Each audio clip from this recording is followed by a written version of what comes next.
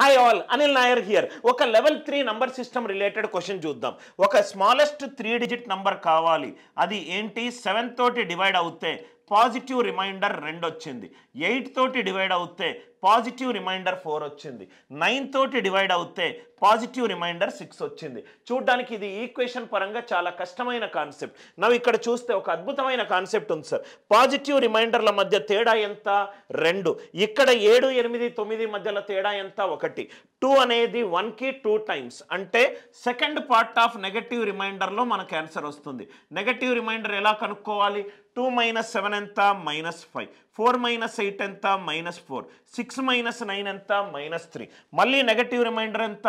-5 - 7 ఎంత? -12. -4 - 8 ఎంత? -12. -3 - 9 ఎంత? -12. ఇక్కడ నెగటివ్ రిమైండర్ మూడింటికి సేమ్ వచ్చింది. కాబట్టి ఆన్సర్ ఏమవుతుంది? 7 తోటి డివైడ్ చేసిన -12, 8 తోటి డివైడ్ చేసిన -12, 9 తోటి డివైడ్ చేసిన -12. స్మాలెస్ట్ కాబట్టి కే వాల్యూ 1 పెట్టుకోండి. 7, 8, 9. 504 - 12. ఆన్సర్ ఎంత? 492. ఈ కాన్సెప్ట్ కనుక అర్థమవుతే ఈక్వేషన్ లేకుండా మనం క్వశ్చన్ని సాల్వ్ చేయొచ్చు. కాన్సెప్ట్ నచ్చితే లైక్ చేయండి, షేర్ చేయండి. అనిల్ నాయర్ క్లాసెస్ ఛానల్ని సబ్స్క్రైబ్ చేసుకోండి. ఇంకా తెలుసుకోవాలనుకుంటే డిస్క్రిప్షన్లో ఏఎన్సీ యాప్ లింక్ ఉంది, డౌన్లోడ్ చేసుకోండి.